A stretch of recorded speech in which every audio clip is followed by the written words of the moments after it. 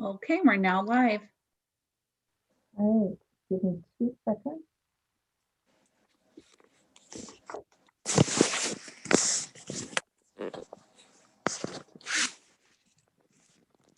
All right.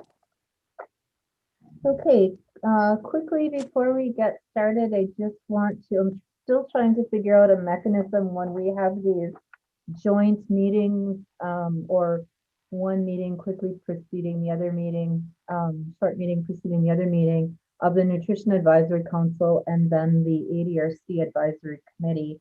And what we've tried to do is create as much crossover as is realistic between those two committees.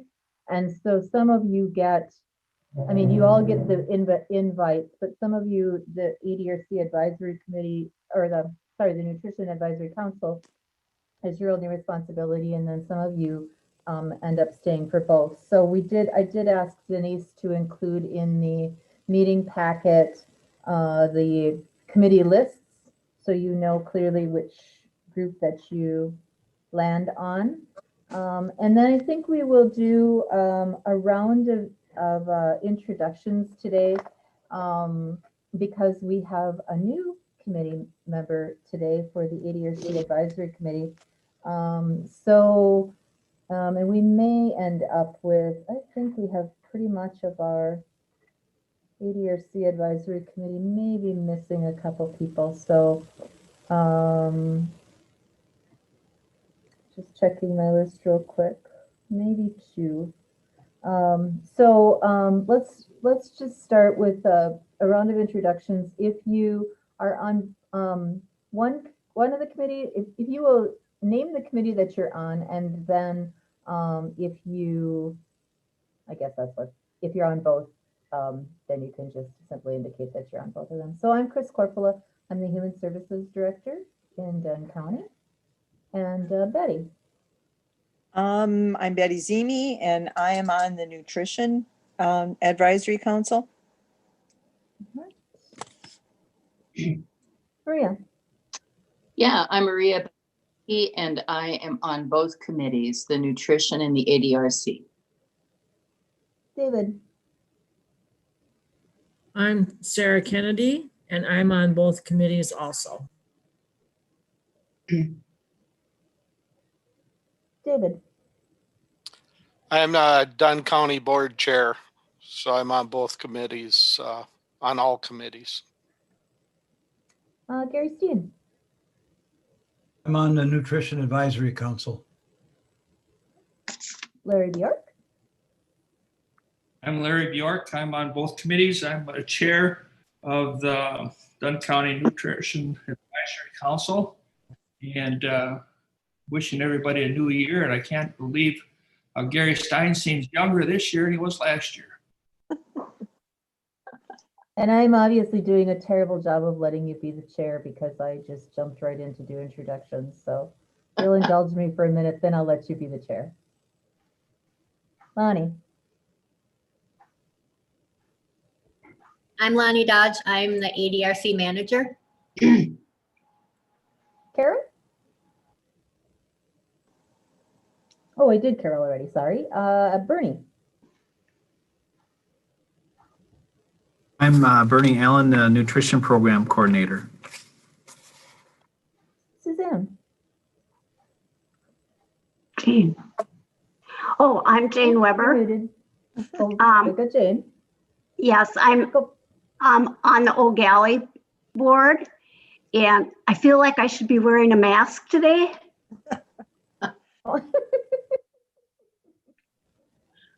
Suzanne. Suzanne?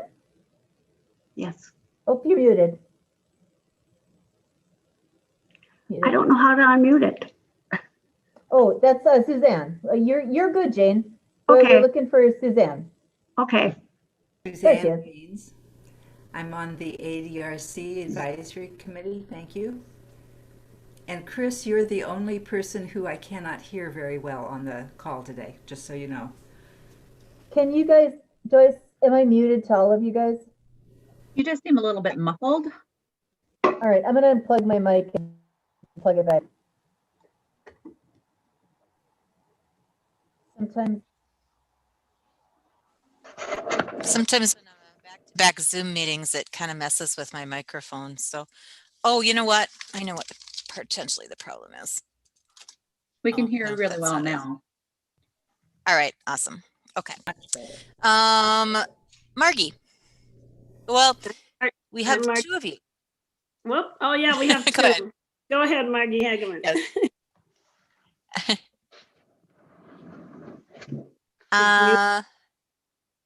Yep, she's muted. Margie Hageman, you're muted. Okay, I'm Margie Hageman and I'm new to the ADRC, but I'm not sure how all of them work together and what you're involved in. Okay. I'm gonna skip the our staff because you guys will be introduced in a minute. Let's see, Leanne. Hi, I'm on the ADRC committee, relatively new to the committee, Leanne Bart. And you look like you're in a witness protection program.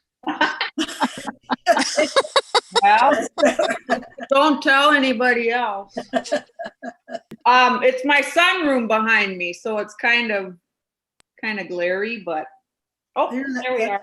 Better. All right, Charlotte.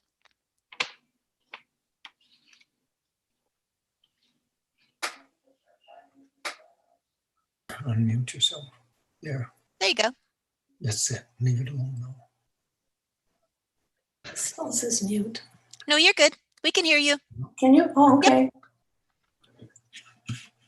Charlotte, do you want to introduce yourself? Oh, yes, I'm Charlotte Lee. Volunteer at Stepping Stones and at Meals on Wheels. At least it used to be. Yeah, sort of crazy I'm not times. hearing very well.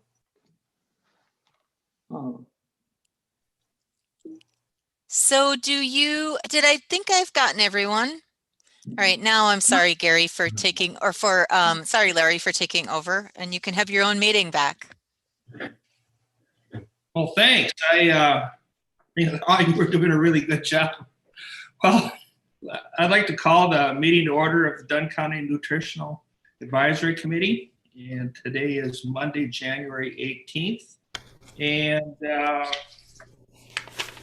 we've already got the roll call pretty much taken care of, or do we go through it again, Chris? No, we're all good. Okay, well then we'll just, on the agenda, we might as well move into item 3, approval of the minutes from the September 21st meeting. Is there a motion to approve the minutes as written? I approve. Make a There we got an approval and a second, please. I'll make a second. Okay. Good deal. Motion's been made and seconded to approve. And we're looking at an upcoming meeting date then on the 4th item of May 17th. Larry, just a second. Do you want to take a vote? Oh, yeah. All right. All in favor of the motion signify by saying aye, please. Aye. Aye. Any opposed? Same sign. Okay, thank you. Now we'll move into upcoming meeting date of May 17th. Is that a Monday again, Chris? It is. So this Nutrition Advisory Council meets every other time.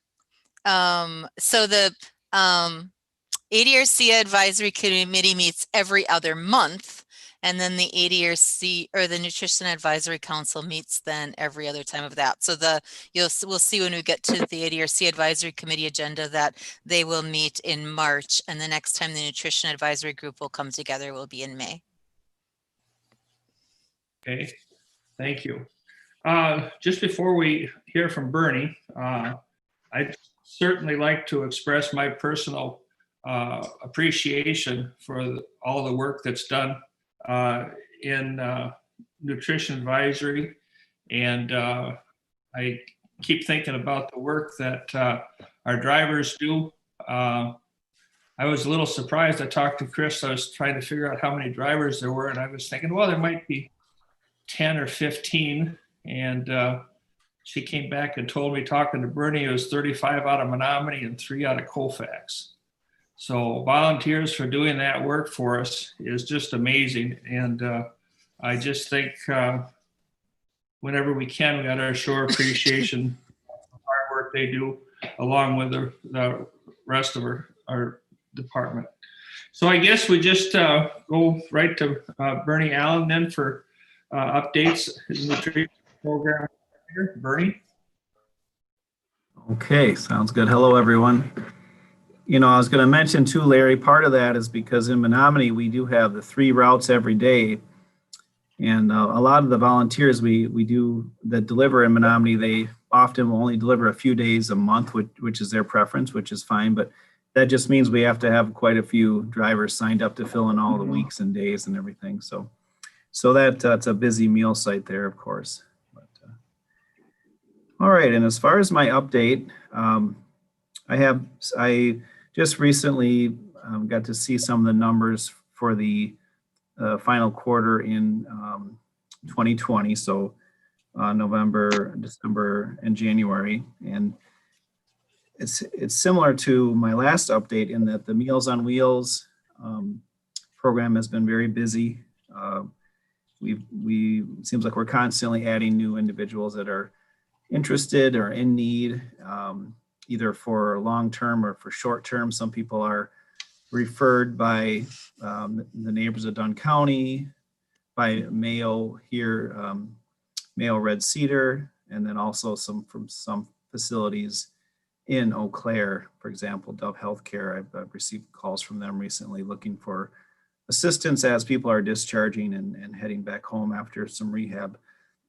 Excuse me. So, but our service continues as it was the last update, in that we have the 3 routes in Menominee, and then we have Colfax, and then we have our people that are delivering in the rural areas in the north and south part of the county. As far as numbers for the last quarter in 2020, so Colfax was around 1,013 home delivered meals, which is a 43% increase when compared to 2019. Wow. And then Tantera here in Menominee, Tantera is the apartment complex. It's on Heller Road, not far from the County Market grocery store. Anyhow, so they delivered out of their 6,343 home delivered meals, which was a 68% increase as compared to the previous year.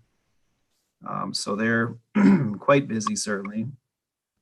And then we do have a meal site in Hosford Ridge that is, previously had been a kind of a congregate site where the individuals that live in that apartment complex would come down to the dining room, and we are still providing them meals. We're just, the staff there at the apartment is delivering them to the rooms, or to the apartments, excuse me. And that stayed about steady because there's only so many people that live in that building, of course, but it's still consistently consistent compared to last year. And then both of our 2 restaurant sites that are serving still takeout at this time, or carry out, they are down compared to previous years. And I think part of that was a trend anyway, but since COVID and people staying home, it's still, for example, in Dairyland Cafe in Richland, we served 314 meals, which is over 100% decrease, but we still have that service available there. And then as far as, we mentioned home delivered meal drivers. We were able to add some additional drivers at the end of last year, November, December. We were in need, but we did receive quite a few phone calls of people that were interested. So we are able to take care of all 3 of those routes. And then just recently, I did put out some information on Facebook and in the local newspaper in Colfax that we will be needing some more volunteers in the Colfax area, partially to cover some people that are going to be gone that help out at the meal site. And then additionally, because we just have had an increased demand for Meals on Wheels in the Colfax, Tainter Lake area. So some of the volunteers we have driving there are willing to drive, excuse me, in town, but we are looking for some people to kind of beef up the deliveries that are, you know, anywhere from 5 to 10 miles outside of Colfax. So that's what we're looking to add currently. So yeah, that's, and any questions on any of that information? Bernie, do you have kind of a rough daily average of what you're doing in meals? Around 150 for the most part. Fridays, this, you know, Colfax is Monday through Thursday, so Friday is kind of a slower day compared to other days. And often we have fish on the menu, which isn't really appealing to a lot of people, but on average, it's about 150 meals per day. So, and sometimes that bounces up or down depending on some different factors. But like I said, the biggest challenge right now is just receiving those calls from that are not in Menominee, that are outside, that we're trying to figure out how we can get people to what days we can get people to deliver. So that's why I've noticed an increase in that Colfax area. So we did add some people that are outside of town, but there's a limit to what that one individual is able to drive right now. So. And can you, Bernie, can you just speak to that a little bit? It's not only the ability, or not only the capacity of the driver, but it's also the safety of the meal delivery, correct? In terms of the heat or the you know, how the meals are transported. Can you speak to that for a bit? Yes, definitely. So every day that we're in operation, we have 2 individuals that pick up bulk food from the kitchen at the Neighbors of Dunn County. And one of those individuals drives to the Tantera meal site in Menominee, and the other to Colfax. So the food is picked up hot, and then it's packaged out at the sites, and that's kept hot. And then when we're serving it or delivering it to people's homes, it's also, we have it in heated bags, and there's heat elements. Of course, there's a limit to that. So what we do on a regular basis to check our temperatures to make sure we're falling within the benchmarks is we temp it before we leave. And at the end of the route, the driver then temps it again to make sure we know there's going to be some temperature loss, but as long as we're within a certain window.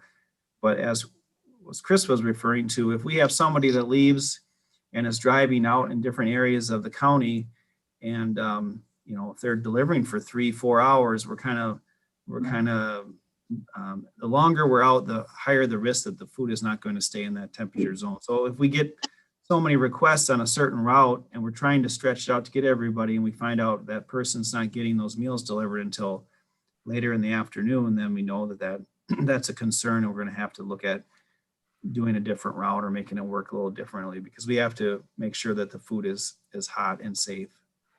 So that is excuse me, that's a big challenge, especially, like I said, for those individuals that are driving, you know, over to Elk Mound and then maybe south to O'Galley. And then we have another individual who's in Boyceville and Tainter Lake and Cedar Falls. So we are hitting all those spots, but it's just, we have limits. So if we can increase the amount of drivers and decrease the amount of time that each individual is on the road, it's to our benefit. Does that make sense? Just keeping the hot food hot and the cold food cold the best we can. And if we can't keep it safe, then then we have to make a change, obviously. And then just by way of reference, one last point, I believe that kind of pre-COVID, we were in about that 100 meals a day range. Give or take, and I know it fluctuated as well, but is my recollection of that accurate? So in terms of the home delivered meals, we had our congregate meal sites, but I believe we were at about 100 last winter. That sounds about right. I should have broken it down by day, but that sounds about right. I know that I've been in communication with Marcia over, she's the manager who manages the kitchen at the Neighbors of Dunn County, and they've, you know, obviously they've been through some challenges with staff shortages and COVID and things, but they've been able to accommodate, and they've definitely, have seen the increase, and I think they've had to bulk up their staff because they're obviously feeding everyone that's staying, receiving treatment there, and then our 150 meals. So yes, they have been busier, and I think that they're able to and willing to accommodate, and we have a good relationship. But yeah, it has increased the workload for everybody as far as the number of meals that we're delivering. So unfortunately, we've had some people that have improved and have called and said, I appreciate the service, but now I'm able to prepare, somebody else is able to prepare. So, luckily we have some people that are able to drop off the program. Some are long-term, but then that gives us a little more wiggle room for these new referrals and new phone calls, because some days when you receive a lot of those, it's like, oh man, how are we going to make this work? We got to, but we are right now. So, yeah. I do have a question about hot food hot, cold food cold, and the packing containers that are put into the driver's cars. Is it possible, now there's these Yeti coolers and insulated containers. They're quite a bit more expensive, but they really do hold cold. Actually, I'm not really sure whether they are designed for heat, but I know that they hold cold very well. Is it if the materials are upgraded so the storage containers can hold heat longer, would that help as far as especially the more far-flung rural route? I haven't looked into those. I've heard of those coolers, certainly, and it's possible. The other thing that we have to look at is, besides the temperature, is also time. We can only hold the food for time. But what we do right now is, when we pick up the hot food at the Neighbors of Dunn County, they're actually, the food is in big pans, but it's also inside of these, it's hard to describe, but it's basically like a metal box that's plugged in. Box. Yeah, hot box. Yeah, so it's in there, and then once we package it out, we put it in a cooler that's more like a bag that's insulated, that's small enough so that our volunteers can lift it into and out of the car. And then within that, we have these different types of pieces of equipment, whether they're gel or some are different, and some are almost like a brick where they put it in the oven, and then they'll transfer. Maybe you're familiar with this, but then they'll transfer it into the bag, and that kind of just resonates heat for a while too. So that helps as well. But I know the Yeti brand is I guess pretty famous for their ability to keep ice cold, and so I don't know, the products that we purchase are typically right through the Meals on Wheels program, so they're designed for that, for Meals on Wheels. We do have some regular run-of-the-mill coolers. We transport some of the cold food from the kitchen to the meal sites, but otherwise, yeah, those metal hot boxes are what keeps the temperature hot, especially during that first portion before it's packed out. So, yeah.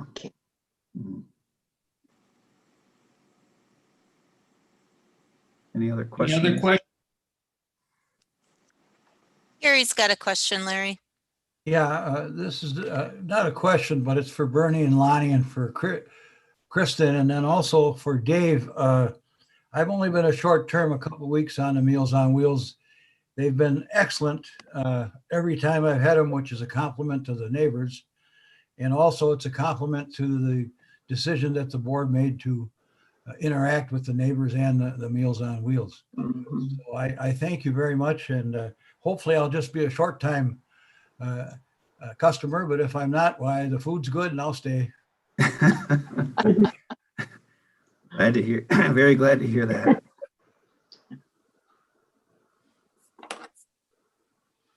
I think it's a real service the county provides, and again, I'm just overwhelmed at the cooperation all the way through from the healthcare center to distribution and right to the door.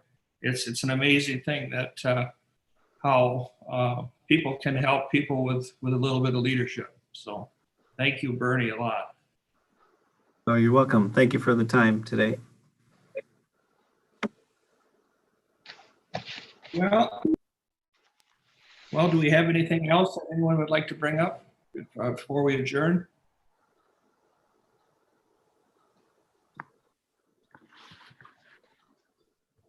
Well, I guess we're halfway through January, which can stop us all right in our tracks. So we ought to be pretty grateful for the weather so far. I was out this last week to Sioux Falls, and they had ice storms out there. And when you see what weather can do to everything from people moving around to health of animals, wild and farmers stuff. It's been really fortunate that we've had such a nice winter. So if there's no other comments, I would entertain a motion to adjourn, or I could just adjourn us with something like a Gary. And a motion to adjourn. All in favor, signify by saying aye. Aye. All right. Thank you, everybody. Keep up the good work. I certainly appreciate it. Thank you, everyone, and everyone stay healthy. Goodbye. Thank you. Bye. Okay, so we do lose a couple of people in now that are only on the Nutrition Advisory Council. And Sarah, this becomes your meeting. You're muted. I can see your lips moving, so you must be speaking. Still muted.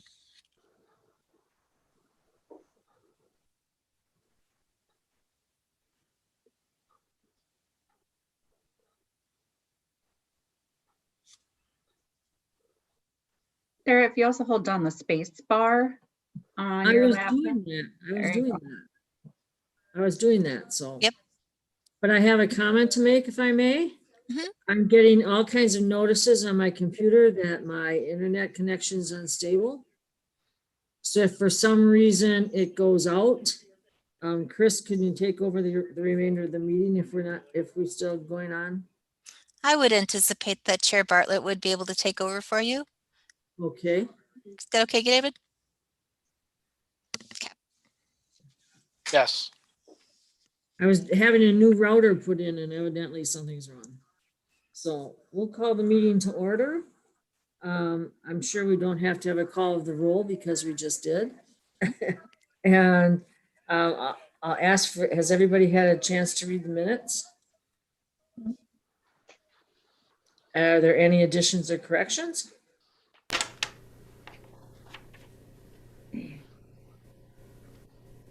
If not, can we have an motion to approve the minutes? Could I just get my last name smells? Oh, yep, I see it. I'll fix it right now. It's a little thing, but I figure I'll keep pounding away at it. No, you're good. I'll fix it right now. Okay, the envelope came with the spelling correct though. Yeah, I don't know where it came from on here, but we'll fix it. Okay, thanks much.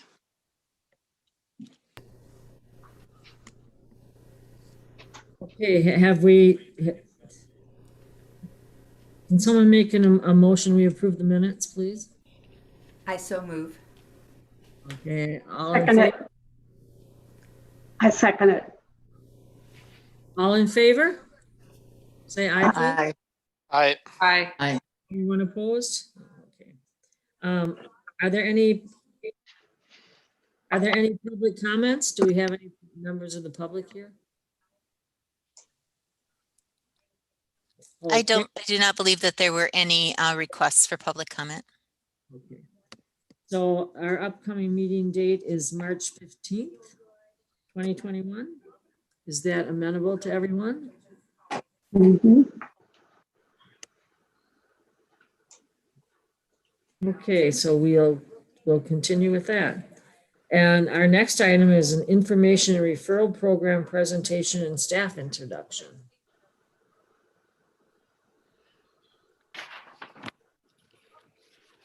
Lonnie?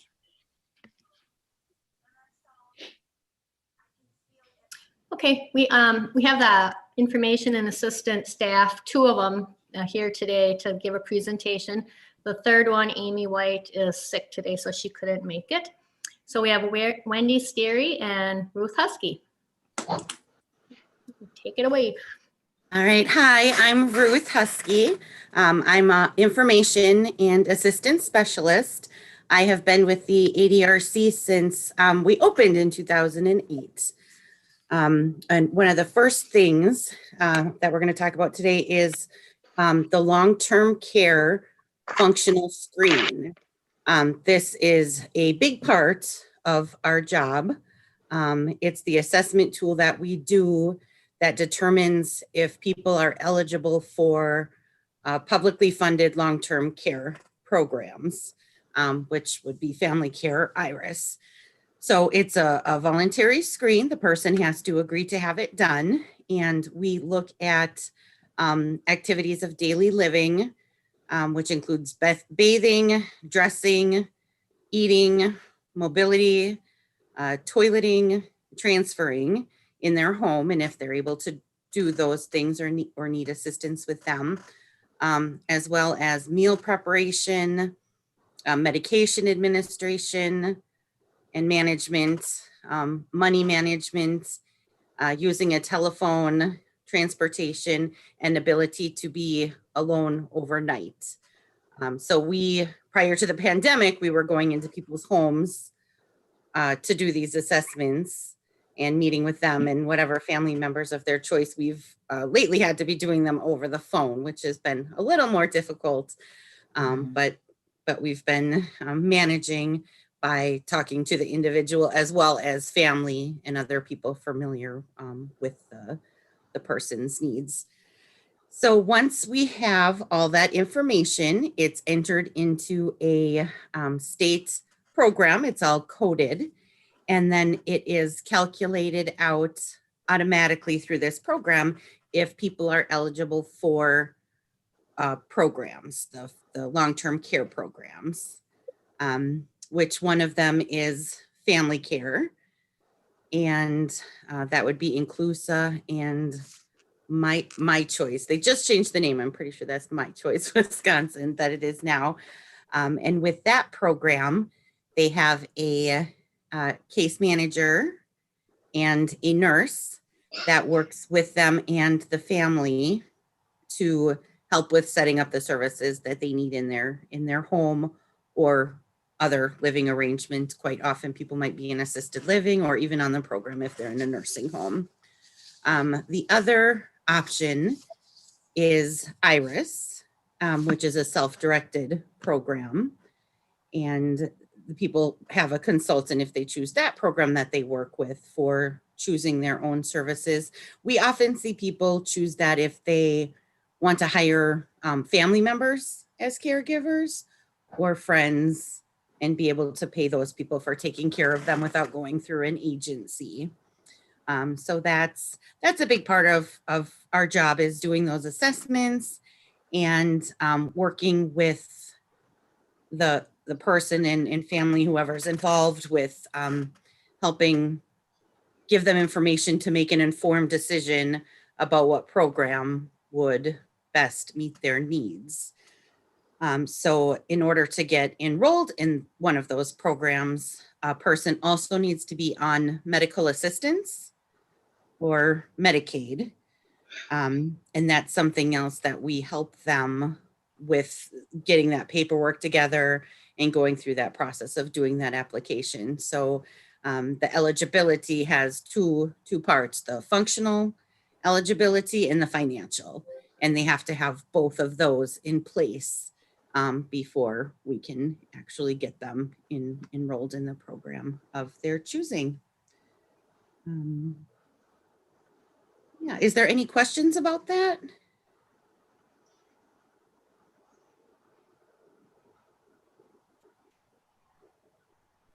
Okay, I think I have to unmute. Okay.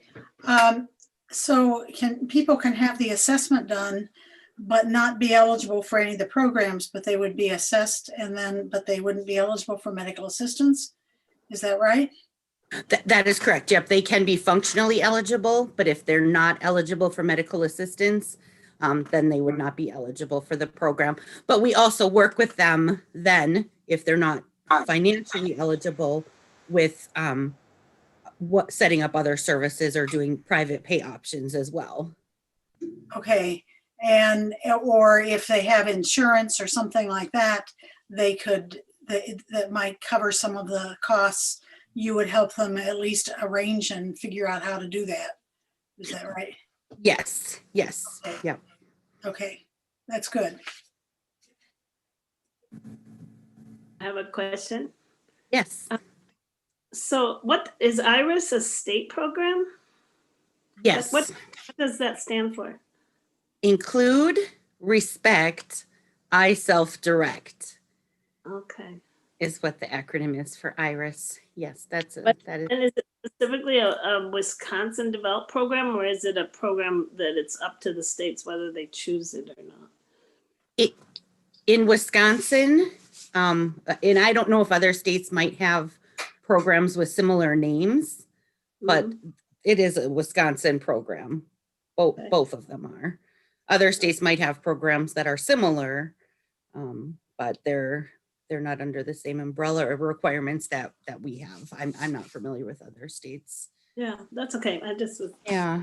So Ruth, I don't know if you, Wendy, are planning to share this information, but if you're not, would you speak a little bit to what IRIS, what happens, the difference between choosing services through IRIS or choosing services through one of the managed care organizations, the family care component? The primary difference would be the self-direction with the IRIS program, that a person is responsible. Then if they choose IRIS because it's self-directed, they're responsible for finding their own service providers and caregivers. So that is a benefit to some people that they, have that choice in that direction. But if they have something fall through with a caregiver that's supposed to come on a particular day to give them a bath or something, it's up to them to find a replacement and have that person be authorized. So that is one big difference with the IRIS program is the self-direction, and the managed care programs have a team that helps them with getting those services set up for them. And the person in managed care is involved in the making of those decisions. And, if they have particular agencies that they prefer over other ones, they're definitely involved with that. But it's up to the managed care organization to contact and set up and the providers that would be coming in. Did that answer that question? So, I think what Ruth is trying to say, for IRIS, you're the boss. So you have to find your worker, you have to interview them, you have to hire them. And then if they call in sick, you have to find your own replacement. And if you can't find the replacement, you might not get the care you need. Where if you went with a managed care organization, such as Care Wisconsin, or My Choice, or Inclusa, they would have an agency that would come in. So if that worker called in sick, that agency would be responsible for finding another person to come in to cover that care for you. So it all depends upon what care you need and what's your level of comfort.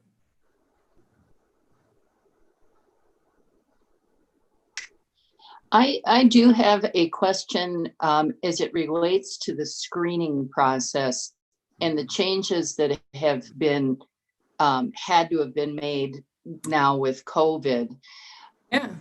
How much are the families challenging decisions more now that it has gone only to a telephone interview versus a face-to-face opportunity to be interacting? It just seems that would be more challenging for the people doing the functional screen to get a full vision of what that person's abilities are. It is challenging, but we have very, very detailed questions going through each aspect or each activity. So we really do cover, you know, for bathing, for example, every single part of that activity, getting into the tub or shower, setting the water temperature, being able to wash every area of the body and hair, turning the water off, getting back out of the tub, if they have grab bars, if they're using equipment. So in every area, we're really picking it apart piece by piece. And, you know, and that's why we always do, even with the ones at home, you do have some people who tend to say that they're more independent than they are, that say that they're able to do things, especially when people maybe have some dementia. So we really do rely on input of family members or people who are close with them, as long as that person gives permission to talk to them. And also on the medical documentation, that's a heavily weighed part, because for each area of the assessment that a person needs help with, they need to have a diagnosis backing up the reason why that would create a problem for them. So it really is something that we do take a lot of time going through all of that. So I have not noticed or seen any change in people, and they always have the right to appeal a decision. But that does not happen very often, because we are able to explain to them, if they don't come out as being eligible, well, it's because you're independent in all of these different areas. And, you know, quite often a lot of the thing that we'll see is that people are looking for help maybe with housekeeping services, and that just isn't enough weight in the the calculations of being eligible for a long-term care program, if that is the only need that a person has.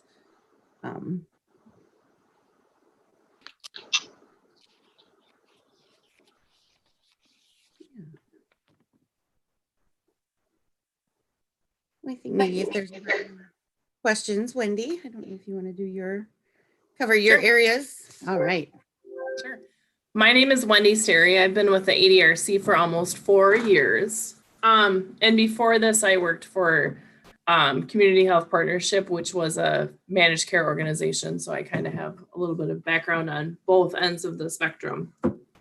What I was going to talk about is another aspect of the role that we have is, one is that, which I'm on today, is intake. Is every day, Monday through Friday, when the office is open, we have somebody that's on intake.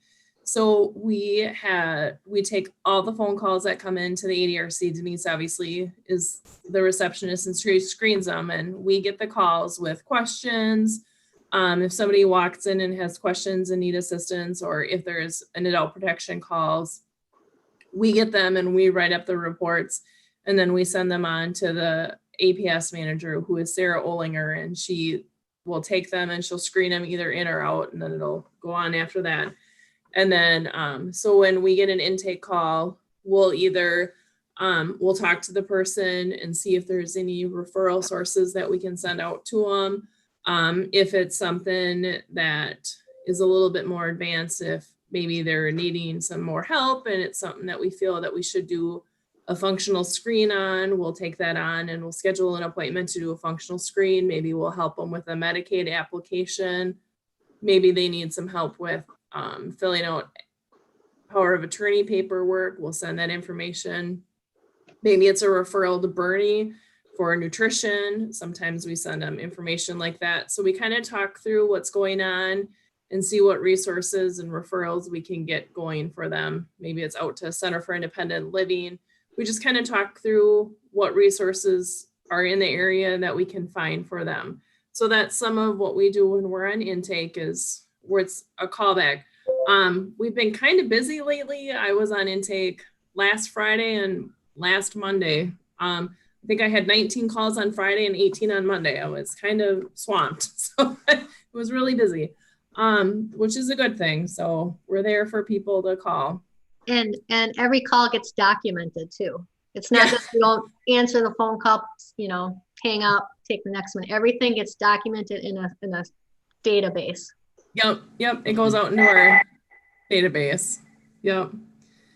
So, and then, or we send a referral to Carla, who I know she talked to you guys too, who is our dementia care specialist that we share with Chippewa County. So, and I know she talked about Dementia Live a little bit, which is that fun thing. We had done that before with our dementia board or with our ADRC board when we were first trained. Ruth is trained in it. Amy White, who's not here today, and I are trained all in Dementia Live.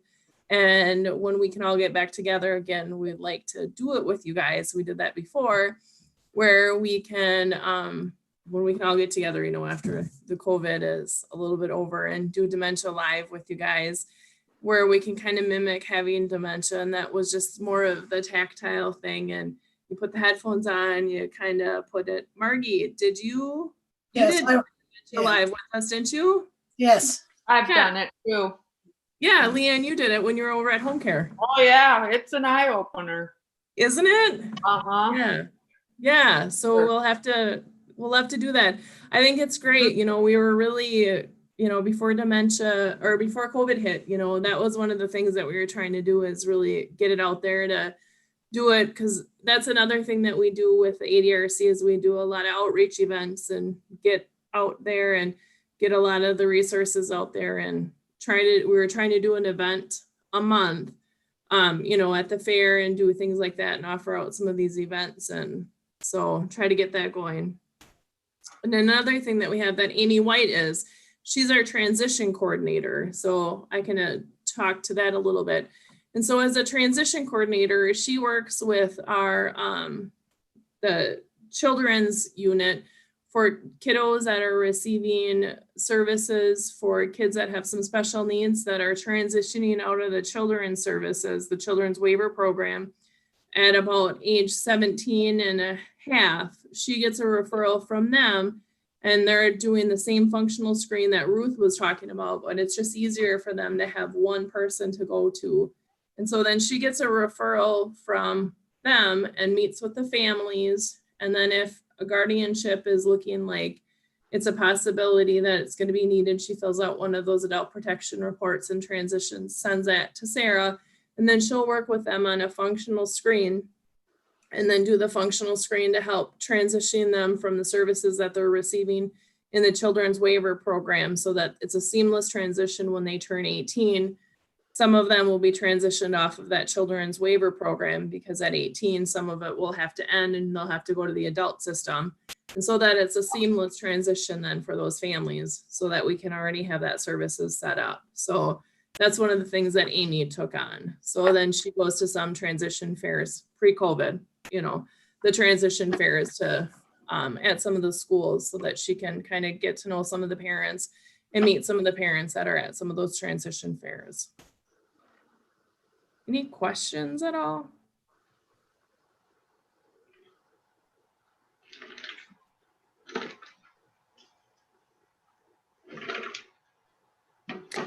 I think the only other thing I wanted to mention too that we do is the memory screens. That's something that we've done as an outreach activity or meeting with people. And now we've been also doing them over the phone. And just to gauge if people are concerned that they're having memory problems, go through that, document how they do on the testing. And if they are having memory problems, refer that on to the physician for maybe more advanced testing as well. So that's another thing that we do.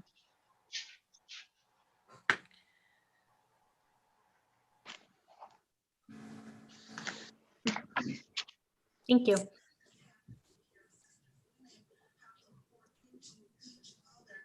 Lonnie, is there anything else? Larry, did you have a question? You had your hand up. Yeah, for whoever, last meeting, Bonnie gave us an update on the COVID update.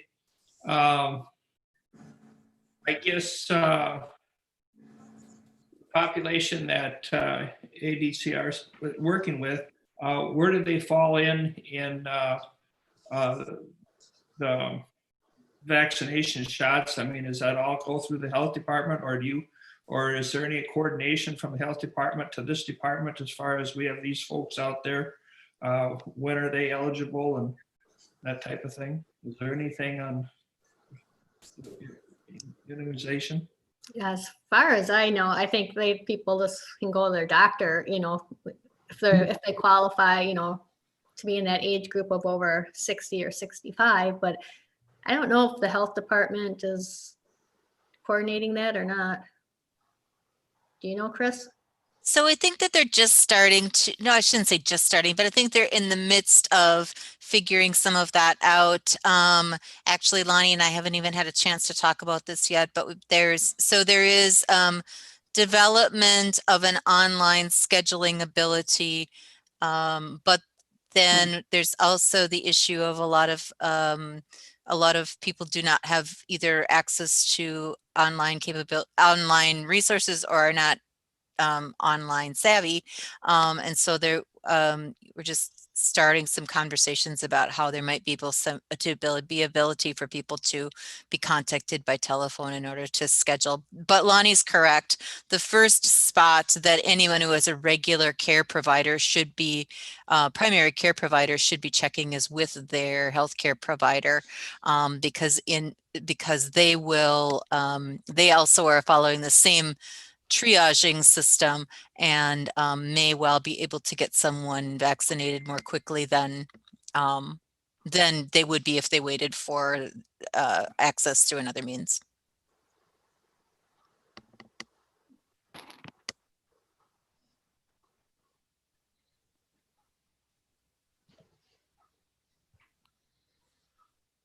Okay, are we ready to move on? Chris? Do you have anything else? Not for that part, no. Thanks. All right. It's time. You have something? All right, Lonnie, please. No, I was just saying thank you to Ruth and Wendy and giving them a thumbs Thank up. you, gals. Yes. Thank you. Have a great day, guys. Thank You you. too. Okay, the next item on the agenda is the budget summary for 2020 to 2021. All right, so I'm going to, these were included in your packet. I am going to share my screen in hopes that you guys can get to them.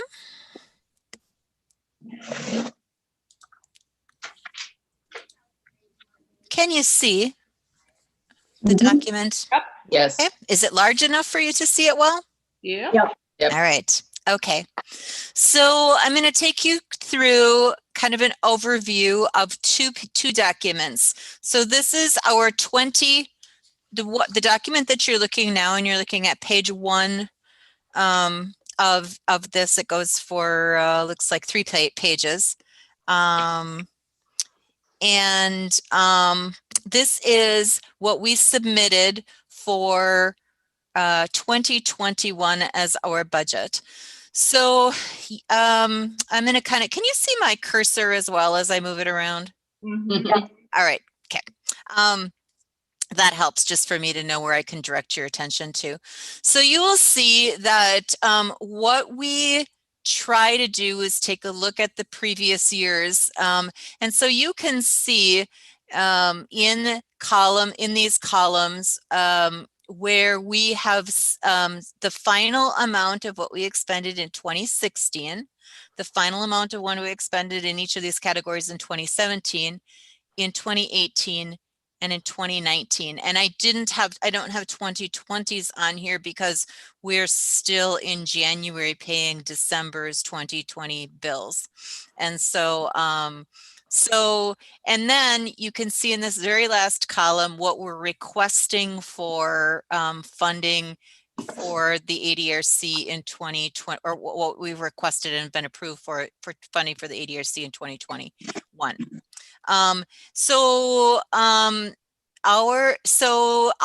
of the county staff who are part of the Adrc are all lumped into this top section. They're not broken out into each of the program categories, but they the total county staff, and they are a vast majority of the budget, are the total county staff ask is $941,883. And that's a number that's determined for us in the sense of, that it's calculated by our human resources and finance department, and we're just fed those numbers to include in our budget. So the first big program category, which ends down here in this red line, are the nutrition services budget. And you will see that the largest piece of that budget is the food that we purchase. Agency contracts food are all the different organizations who we pay for food for the nutrition program. Those would include the neighbors of Dunn County, and then the restaurant sites when they're up and running, Knapp, Ridgeland, Sand Creek. And then they also include, it also includes some nutrition food products that we buy sort of independently. So for instance, in the early part of COVID, when we were not exactly sure what would happen if we lost our ability to cook meals out of the neighbors, we purchased a big chunk of frozen meals to have on hand in case we needed to do something quickly to get food out to people in a timely manner. And so those would also be included in that line. So you'll see that is an increase. That is a bit reflective of what's been our increased usage of the nutrition program. And then it also is based on, and if you could see, if I could show you kind of what the balance was, sometimes we look at sort of what's the trend.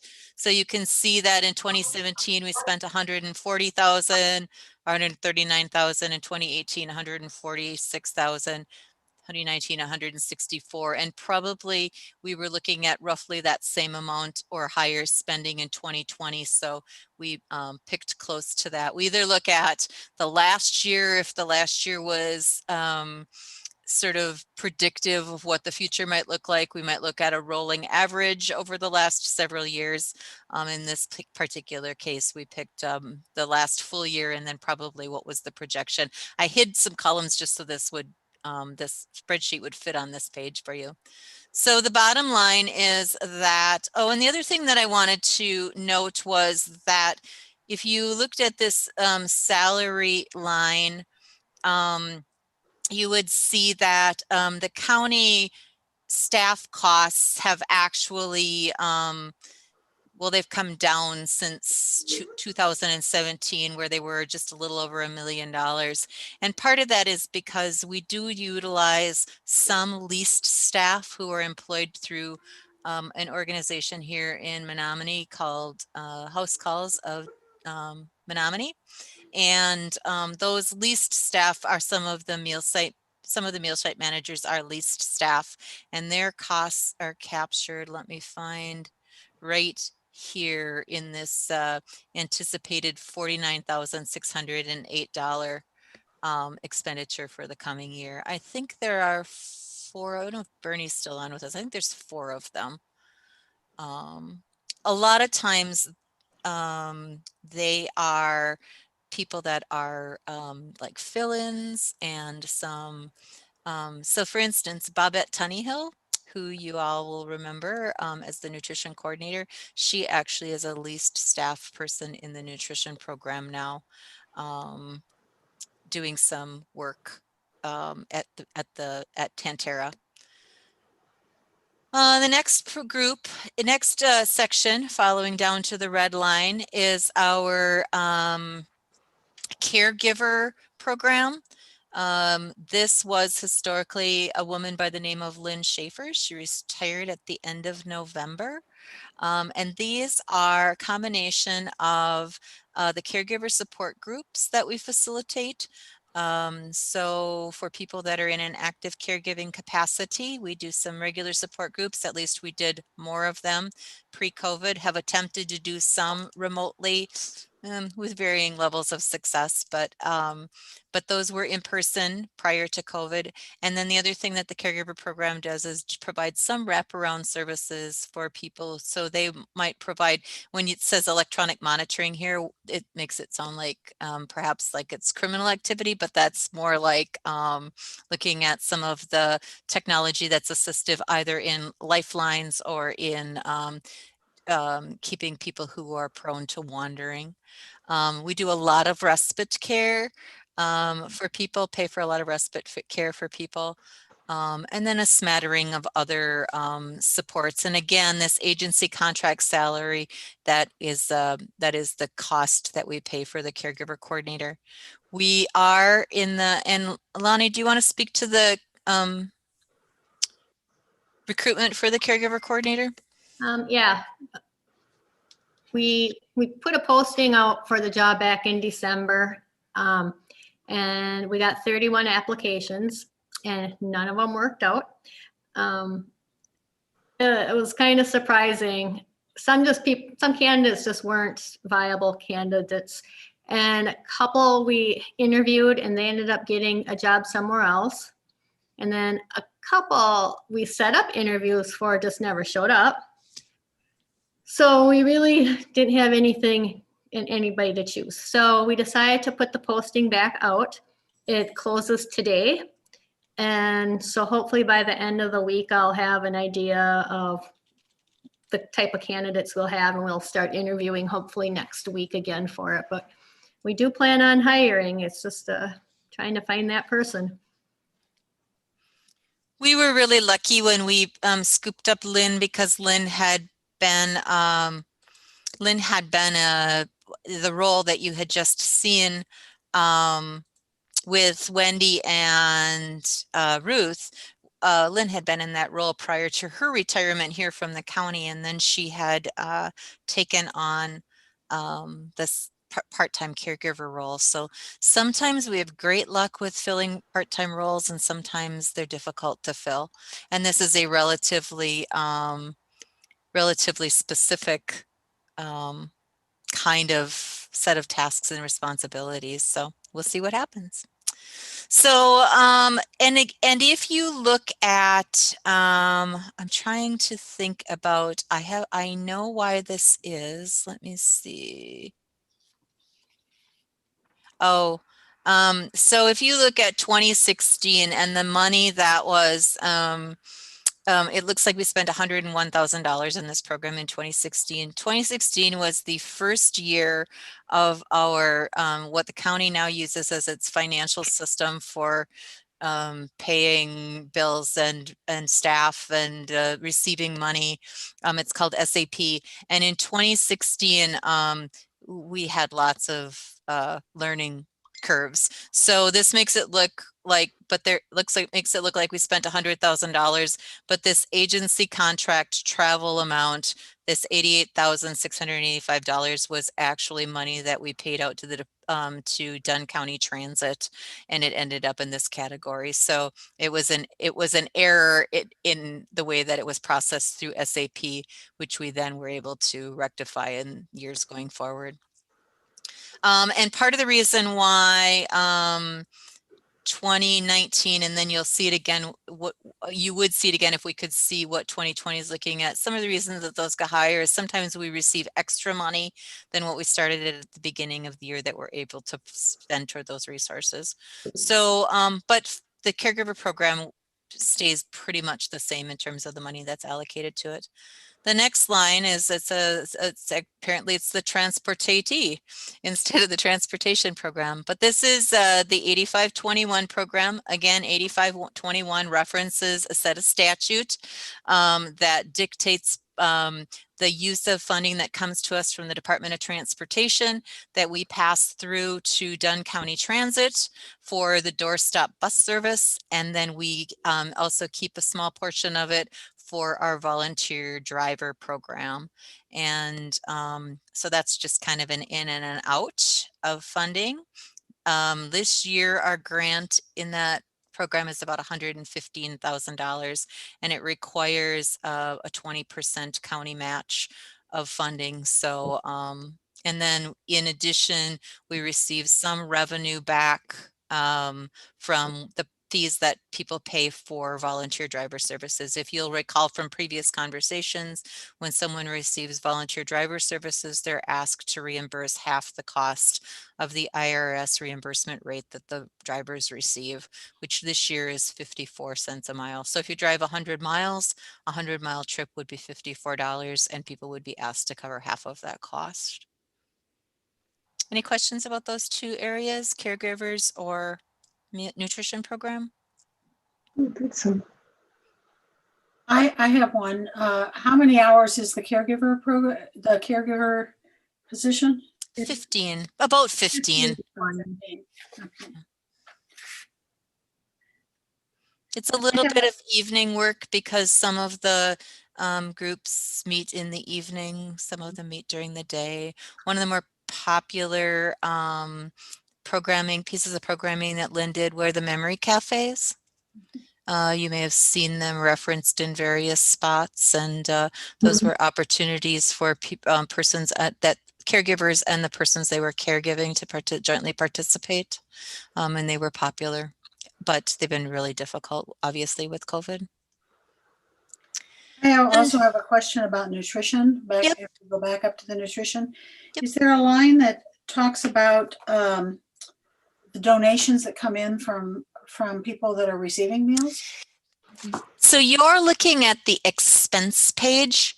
So you're only looking at what's being paid out. There is a line for, and I did not copy those for you, but I can certainly send them out. I can send them out to you, the expense side. But we collect about, this is a real ballpark figure because it could sway in either direction by probably about $10,000. But we collect about $150,000 a year in an average year between the congregate meal program and the home delivered meal program in participant contributions. Thank you. Then this last section down here is just kind of, I don't want to say it's the catch-all, but the other three pieces, transportation, caregivers, and nutrition are specifically paired out. And then this bottom section captures all the things that directly tie back to some different grant funding that we receive. So you'll see here, let me find you a line here. Oh shoot, where are they? Oh, here, home delivered meals and congregate meals. You're like, well, what are those doing there? In theory, I would like them to track up above, but the way that the system works, it sticks them down here, and these are actually some of the costs that we pay out for the delivery of those programs. So they're not actually the meals themselves, but they're the people that deliver them. And in this particular program, the largest ticket item is the $496,401. That's an annual payment that we make to the Department of Health Services on a state level,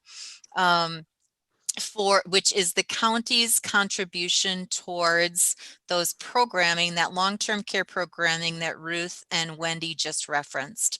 So back in the day, pre-2018, counties not only determined eligibility for what's called publicly funded long-term care, those sorts of supports that would allow people to remain in their home or in their community instead of going into an institution. So we not only determined eligibility for those services, but we also directly provided those services as well. So I say that, but so for instance, we had contracts with people who provided daily living skills work, or who provided respite care, or who provided if a person needed to go into an adult family home, or into a more congregate living situation like assisted living. We had contracts with providers who provided those things, but all of that ran directly through the county. And what happened, and if I'm repeating myself to something I've said previously, I apologize if you captured it in the first few times we've talked about it. But it took me forever to sort of wrap my fingers around what this all meant. So at that time, while we were both the eligibility determiner and the provider, we also had very large wait lists because there was only a certain amount of money in those programs. And so someone could be determined eligible for funding. They're placed on a wait list, and they might be on the wait list for a very long time. The state of Wisconsin, collectively with the counties, decided that they wanted to do something about that waitlist issue, and that then became the creation of what's called family care. It essentially, the state said we will eliminate the wait lists if we can restructure how we deliver services in the long-term care program. And what they said was, but counties, you can't keep all of the money that you used to receive when you were both the eligibility determiner and the funder of those services. You need to give some of that back. And so this is the dollar amount of what we give back to the Department of Health Services every year for the provision of those services. It has not changed, and is not anticipated that it will change. You never say never in funding and in government, but it is not anticipated it will change, but it is a continual annual payment that we make that has been in place since 2008. And then the other things are just kind of the catch-all to all of the things that we do as an organization. So maintenance contracts are costs for copying equipment, or copy machines and their repair. We have to pay for part of the county, the audit of our business practices. Guardianship fees, we do pay for a small number of people who don't have another ability to pay for their guardian. And so we pay a little bit of amount of money every year in line with that. The agency contract salaries, again, are one person who is a leased staff who works for the organization. A little bit of travel costs, some office supplies, postage. This travel mileage cost is the cost of county staff and their travel over a year. This year, that number has been almost nothing because people haven't been going anywhere or driving out to home visits and to see people. But in a given year, it's usually between that $8,000 and $10,000 a year range. And then seminars and training, kind of a little catch-all category here of miscellaneous general supplies. You can see in 2019 that we spent $113 there. So some of those other years were larger, but we really tried to have purchases go directly to a category that's more explanatory than miscellaneous general supplies. We could look into this miscellaneous general expenses. I'm sorry. We could look into the system and tell you exactly what was spent there, but it's helpful if you can just kind of get a better idea of what that was by looking at the name of it, like for instance, mileage or meals or those kinds of things.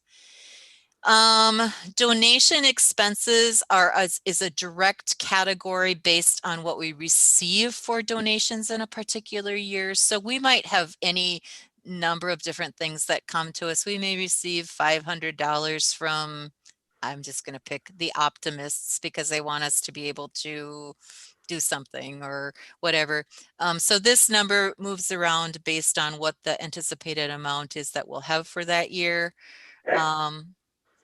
And then assets, machinery, equipment could be things that are generally in this particular category are things that are included in the meal program as a longer term asset. So this year we bought, Bernie, are you still on with us? I can't see everybody who's on. I don't think he's still with us. This year we bought some. Right, I'm here, Chris. Oh, you are? We bought some stuff this year or last year? Well, there was a new steam table, and I don't know, that was purchased before I started. Okay. I think as far as equipment, there has been, and then there were some new bags purchased this year, but nothing major. I've been trying to replace some of those hot boxes, but I haven't had any luck with that. So maybe 2021 will be the year, but I'm sure they're in high demand.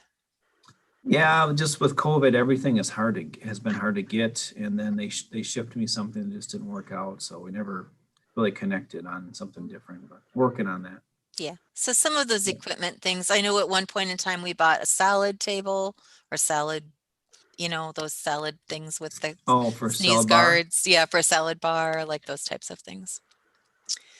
So when you come all down to it, again, you're looking at 2021. In 2021, we have requested the total in this yellow line, total salary and fringe for the Adrc of $941,000. The total amount of the purchase services, all those things that aren't salary and fringe, $971,000 for a total of $1,913,000 is the operating budget. And you'll see that based on where we were at final for 2019, it's a little bit less, and 2020 is in there someplace in the middle of that as well. So the anticipated expenditures this year are a little bit less than they were for the final of 2019. Any questions about that before I give you the bottom line of where we're ending up with 2020? You realize it's a little bit of gobbledygook when with all of the way that our financial system sort of pairs it out and pulls it apart and then sticks it all back together. But if you ever have any questions or you truly want to dig into it more deeply, I would be glad to spend time with anyone who'd like to understand it a little bit more in depth. So let's just take a look. So the format looks somewhat similar. Probably very similar in some regards, but so this one has what was loaded as our budgeted amount in 2020, and then what our year to date was, and I calculated this last week, maybe at the beginning of the week, which would still be relatively inaccurate. I mean, it would not be complete for 2020. It is complete in salary because we made our last payroll payment for 2020 yet in December. And so the salary amount won't change, but you'll see that some of these other categories change just a little bit, 1 month's worth of expenses. So in 2020, coming up to the time that I'd calculated it, we had $676 in telephone expenses, and the projection by the time you add December's expenses into that would be $737. So these numbers move around a little bit. Telephone, that is for a line that we pay for out at the Colfax what are they called? Bertie, tell me. Grapevine. Great, you got it. Grapevine Senior Center. Grapevine Senior Center. Yep, we pay for phone costs to keep a landline there. Cell phone costs would be cell phone, a small amount of cell phone costs related to the nutrition program. Here again, you see some equipment and repair, and then our meal costs. So all of these things. So we loaded $241,000 in at the beginning of the year is what we anticipated we'd spend. We ended up spending $359,000. However, we probably received at least $100,000 of additional revenue in the nutrition program from various COVID relief kinds of adventures. So we received some money from Meals on Wheels itself. We received some money from the state. We received in the Adrc itself, we received a little bit of money from the community foundation. There were a number of sources of extra funding. So what we anticipated and what we did spend was more, but we also received more money to cover that. In the caregiver program, we budgeted $35,000 and we're looking at spending at about 36,000, 37, I guess, a little bit over. In the ADRC, those numbers are still working their way through as the final. But at the point in time that I did this, we had budgeted 152 and we were expending at 126. And then again, down here on the bottom, you can see that the total for the ADRC was we had budgeted at $1,759,000 and we were expended at about $1,780,000. And again, there were corresponding revenues from various sources, much of them COVID related, to cover that distance. I can run numbers that would show you directly expenses versus what we take in as revenue. They still don't equal totally about bottom line, because what's not captured in these costs that you're looking at, but gets calculated in a different way, is the little bit of me and the little bit of a deputy director and the little bit of all of our clerical supports and the little bit of all of our financial supports and the little bit of the office supplies that are kind of divvied out across the organization. All of those costs are not captured in each of the individual section budgets, and they're in a whole other category that's around management and support. And so when I give you a total what we received and a total what we expended, it's not a great comparison, but we do track the total agency budget kind of against all of that. And then obviously we are audited every year so that there's a accounting of how we are expending, making sure that we're expending our funding accurately. One of the things that happens is when you receive state funding, tax funding, the state also sets parameters around how you can use that, and then they check back on you through that audit process. Each year they might look at something a little bit different. So because they're not going to look at every expenditure and every receipt and every revenue related to every program that we do every year. That would be a magnanimous task. But they might say this year we're going to look at, did all of the staff that you paid have the proper credentials to do what they were supposed to do? And do you have the right kind of documentation related to the office supplies and the travel expenses? They might look at those, I'm just making things up, but those three things. And then next year they might say, in the area of daily living skills, did all of your providers have the proper credentials to people that you paid to do that? And did you have the right ins and outs for that particular program? And did you, do you have good receipting of your meal, the payments made by the people that received the meals? And then the next year they might look at, so over a course of a number of years, they will look at all of the program areas, but they don't look at every single program every single year. So the bottom line is our agency ended up, I only showed you the ADRC budget. Our agency ended up in solid financial shape for 2020. Part of that was because we had very, very few training costs and very, very few travel costs.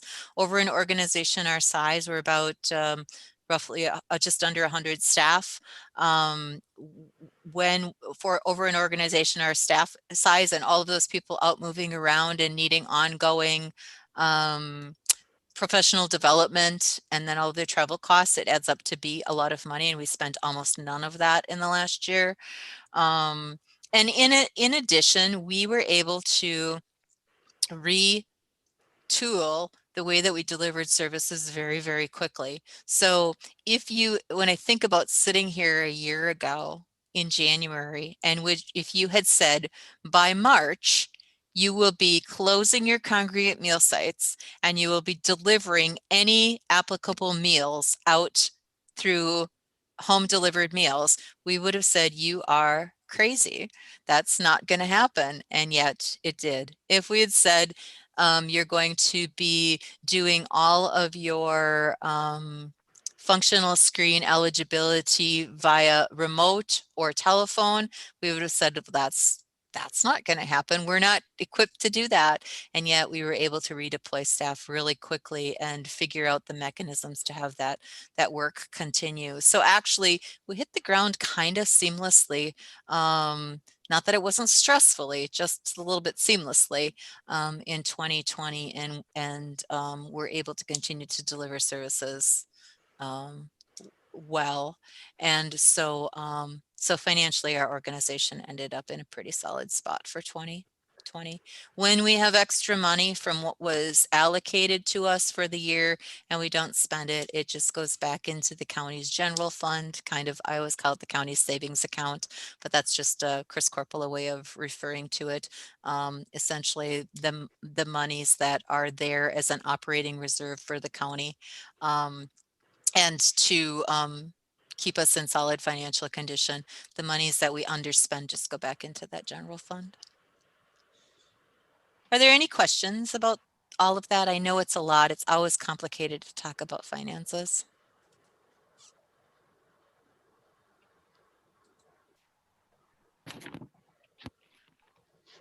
Margie, are you talking? You're muted.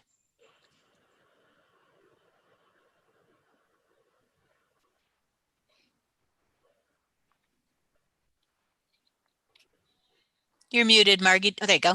Okay. I just wanted to understand the chart. It said SAP loaded 2020. I assume that that's the amount allocated. That was the budgeted amount, yes. Okay, that's the big- budgeted amount, right. and then the adjustments in the year to date. Okay. Yep. I just Got wanted it. to understand the terminology. Good job.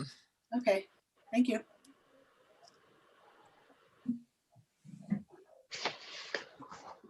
Other questions?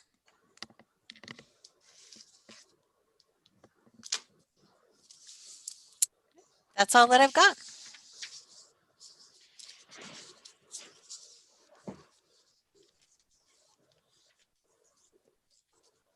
The last things on our agenda are consideration of actions to be taken by the ADRC Advisory Committee. Can you hear me? The first one is approval of the 2021 8521 funding application. So if you will remember, last month you got a chance to last month you got a chance to review the 8521, I'm sorry, in November, the 8521 application, but I had not scheduled it or agendaed it as noticed it as an action item. So I'm sorry, I didn't include it again in your packets because I didn't know that you necessarily needed it. But if you would like me to either bring it up or you have any questions about that, essentially we kind of took a quick look at it there.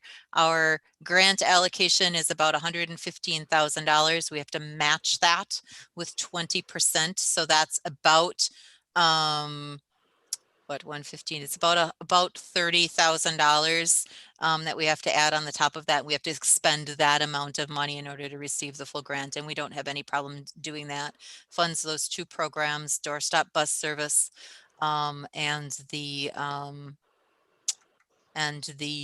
volunteer driver program. So this is a cleanup to come back and do the approval that I should. You guys gave it your stamp of approval 2 months ago, but I didn't have it agendaed properly to take formal action. So do you want to take action on that now? Yes. So we need a motion and a second, and then an approval to approve the submission of that application. Let's have a motion, please. I so move. And a second? A second? I'll second it. Okay. All in favor? Say aye. Aye. Aye. Anyone opposed? All right. The next one is a resolution to support increased funding for ADRCs. So So this was a request out of some work that the Wisconsin Counties Association and the Wisconsin County Human Service Association and the Long-Term Care Program Advisory Committee of the Wisconsin County Human Service Association have put together to some information to do some advocacy on a state legislative level to do some correcting, I guess would be the best word, of the funding for ADRCs. So what we know across the state is that ADRCs started and family care started back pre-2008 with 5 pilot counties. And those 5 pilot counties were funded through a different mechanism, which allowed them to be pretty financially, there's no county levy in their programming for those services. And then as managed care and IRIS and the ADRC concept expanded across the state, there became some funding inequities. So some counties have no levy in their ADRC operations, and some counties have a small amount of levy, and some counties have somewhat significant levy. I believe the least funded ADRC in the state is the Ashland-Bayfield County. I think they're still a joint group. Ashland-Bayfield Iron maybe County collective, and then, like I say, some counties don't have any money. So there's a move afloat to not only kind of equalize that while holding everyone harmless. So they're not looking to take money from anybody. They're looking to make sure that people are all of the counties are funded at the same level. And then that amount of funding has not changed in the ensuing 13 years since the ADRCs came into business. So you can read the background information to the resolution, but this would be simply provided to the legislature and the governor's office. This typical spots where we go with these advocacy related resolutions for additional money. And we would forward this after it had gone for, it would go from you to the Health and Human Services Committee, who meet next week, to the Executive Committee of the County Board, and then the County Board in February, and then we forwarded it on to all of those organizations to whom we're looking to advocate for additional equalizing and additional funding. So what is the will of the committee? Should we go forth with this? And if so, may I have a motion? I make an motion, we go forward with it. Okay. And how about a second? I'll second. All right. All in favor? Specify by saying aye. Aye. Aye. All right. So that will be passed, this resolution will be passed on to the executive committee. Human Services first next week. Yep. Yes, Human Services first and then executive. I have a little bit of a question on this, and maybe Dave would know. Has this been added to our legislative agenda at all? It was not. This action has come out since the adoption of our legislative agenda for 2021. I would be interested in a copy of whatever that resolution is. Is that you, Margie? Oh, I'm sorry. That's you, Margie. It should be in your I got it. packet. It wasn't me, but I'm just telling the other Margie that it's in the packet if she got that. Yes. Says, yeah, Dunn County, Wisconsin resolution number, and then it's blank. And the back side is the background information. Yeah. If not, I definitely can email you one. So Chris, is there anything else we need to bring up? We voted on this. Nothing that I'm aware of. I do appreciate your patience as we try. Sometimes I feel like I've just sort of lost every ability that I have to figure out how to pull off one of these meetings when we're trying to do these 2 meetings and do it electronically, but we're slowly getting there. So thank you for your patience in letting me know if I've missed you. I know that I missed Carol Kadinger this morning on the invite list, and anyway, it's feels like it's a continual work in progress. So thank you for your patience. You're very welcome. So it's time to, can I call for an adjournment? You can. All right. Vote to adjourn? And actually, Sarah, you don't even have to vote. You can just call the adjournment.